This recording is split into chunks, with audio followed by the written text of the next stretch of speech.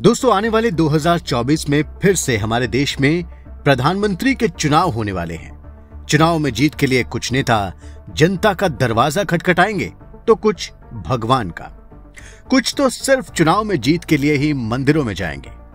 लेकिन हमारे वर्तमान प्रधानमंत्री नरेंद्र मोदी जी ने हर काम को करने से पहले देवी देवताओं का आशीर्वाद लेना जरूरी समझा। हमेशा हर कार्य की शुरुआत देवी देवताओं के आशीर्वाद लेने के बाद ही की है। 2024 के चुनाव से पहले ही मोदी जी ने पंचदेवों का आशीर्वाद प्राप्त कर लिया है।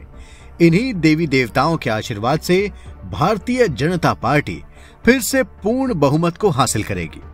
ये कहना गलत नहीं होगा कि इन पंचदेवों के आशीर्वाद से मोदी जी करेंगे 330 सीटों का आंकड़ा पार। तो आज हम अपने इस वीडियो में मोदी जी के उन 5 देवी देवताओं के बारे में बताने वाले हैं जिनका आशीर्वाद वो हर शुभ काम को करने से पहले लिया करते हैं। मां काली मंदिर, गुजरात। दोस्तों, अभी हाल ही में मोदी जी के द्वारा गुजरात में मां काली के मंदिर में 500 साल बाद फिर से ध्वजा फहराई गई।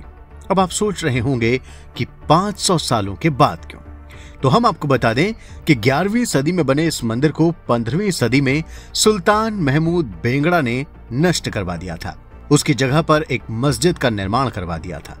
कई शताब्दियों तक सुल्तान द्वारा मंदिर के स्थान पर बनी मस्जिद पर तो सभी नेता और अभिनेता जाते रहे, लेकिन किसी का ध्यान इतिहास में हुई इस गलती पर नहीं गया।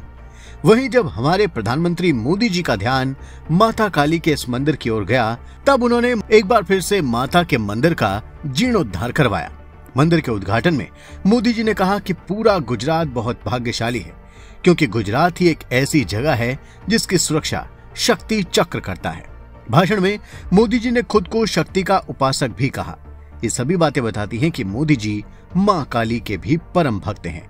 जब वो बंगाल के चुनाव में गए थे, तब भी वो माता काली के दर्शन करने के लिए गए थे। अयोध्या की श्री राम जन्मभूमि। अयोध्या के श्री राम मंदिर के बारे में तो हम सभी जानते हैं कि किस प्रकार वो आजादी से पहले और बाद में भी विवादों में पड़ा रहा। कोई भी सरकार प्रभु श्री राम की जन्मभूमि में कुछ करने को तैयार नहीं थी। कुछ सरकारों ने तो मंदिर के कार सेवकों पर गोलियां भी चलवाई थी। मोदी जी बताते हैं कि वो भी विश्व हिंदू परिषद की रथ यात्रा में शामिल हुए थे। उन्होंने तभी श्री राम जन्मभूमि के निर्माण का प्रण लिया था। उसी संकल्प के चलते मोदी जी को सत्ता में आने का सौभाग्य हासिल हुआ। सत्ता में आते ही मोदी जी ने श्री राम जन्मभूमि के फैसले को कोर्ट के द्वारा मान्य करवाकर खुद ही श्री राम जन्मभूमि का शिलान्यास किया था। बाबा विश्वनाथ, वाराणसी। मोदी जी की शिव भक्ति का अंदाजा हम इसी बात से लगा सकते हैं कि जब उनको प्रधानमंत्री का चुनाव लड़ना था, तब उन्होंने गुजरात को छोड़कर वाराणसी को चुना था। भगवान भोलेनाथ को भी उन्होंने अपना आशीर्वाद प्रदान किया और वो पूर्ण बहुमत से सरकार बनाने में कामयाब हुए। श्री नरेंद्र मोदी जी कई बार बाबा केदारनाथ भी जा चुके हैं। वो वहां एक गुफा में जाकर ध्यान किया करते हैं। मोदी जी जिन दिनों संन्यास लेने के लिए हिमालय गए थे, तभी उनको भूभाग में एक संत मिले थे, जिन्होंने उन्हें कई सारी साधनाओं का ज्ञान देने के बाद जनता की सेवा का आदेश दिया था। कुछ लोगों का तो ये भी मानना है कि स्वयं भोलेनाथ या महाअवतार बाबा जी ने उनको ये सब करने को कहा था। अब बात जो भी हो, लेकिन मोदी जी की बढ़ती ख्याति किसी साधारण मनुष्य के बस की बात नहीं है। इसके पीछे कोई दैवीय शक्ति ही है, जिसने देश की बागडोर को मोदी जी के हाथों में दे रखा है। बाबा भोलेनाथ के आशीर्वाद से ही बनारस में एक बार फिर भगवान शिव के संपूर्ण मंदिर परिसर का निर्माण हो सका। भोलेनाथ का ही आशीर्वाद है कि आने वाले 2024 के चुनाव में भी कोई भी विपक्षी इतना शक्तिशाली नहीं होगा जो मोदी जी को हरा सके। दगड़ू सेठ गणेश जी का मंदिर। महाराष्ट्र के पुणे शहर के दौरे के दौरान प्रधानमंत्री नरेंद्र मोदी जी ने दगड़ू सेठ गणेश मंदिर में पूजा अर्चना की। लेकिन क्या आप जानते हैं कि जहां पीएम ने पूजा अर्चना की, उस मंदिर को श्रीमंत दगड़ू सेठ हलवाई क्यों कहा जाता है? दोस्तों, इसके पीछे एक रोचक किस्सा है। पुणे में एक दगड़ू सेठ हलवाई हुआ करते थे, जिन्होंने इस मंदिर का निर्माण कराया था। तब से इस मंदिर को दगड़ू सेठ हलवाई के नाम से पुकारा जाने लगा। दगड़ू सेठ कलकत्ता से पुणे मिठाइयों का बिजनेस करने आए थे। उनकी पत्नी और उनका बेटा भी उनके साथ आए थे। इस दौरान पुणे में प्लेग नाम की महामारी फैली हुई थी, जिसमें दगड़ू सेठ हलवाई ने अपने बेटे को खो दिया।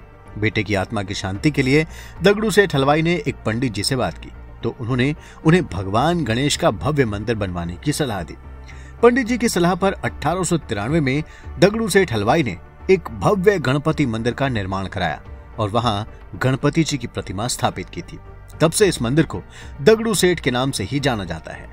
द्वारका जगन्नाथ की रथ यात्रा। ये बात तो हम सभी जानते हैं कि मोदी जी हमेशा से सन्यासी बनना चाहते थे, लेकिन बंगाल में स्वामी माधवानंद जी के मना करने के बाद वो वापस गुजरात आ गए।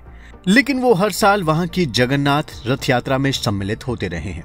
मंदिर के पंडित बताते हैं कि मोदी जी गुजरात के मुख्यमंत्री बनने से पहले भी वहां आते रहे हैं। स्वामी जगन्नाथ जी की कृपा थी कि वो आध्यात्म का मार्ग छोड़कर राजनीति में आए थे।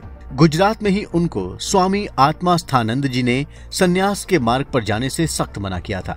मोदी जी जब मुख्यमंत्री का चुनाव पहली बार लड़ने जा रहे थे तभी वो जगन्नाथ स्वामी का आशीर्वाद लेने गए थे। मोदी जी जब भी किसी प्रकार के धर्म संकट में पड़े तब वो स्वामी जगन्नाथ के पास गए। ये बात उन्होंने अपने कई इंटरव्यू में कही है।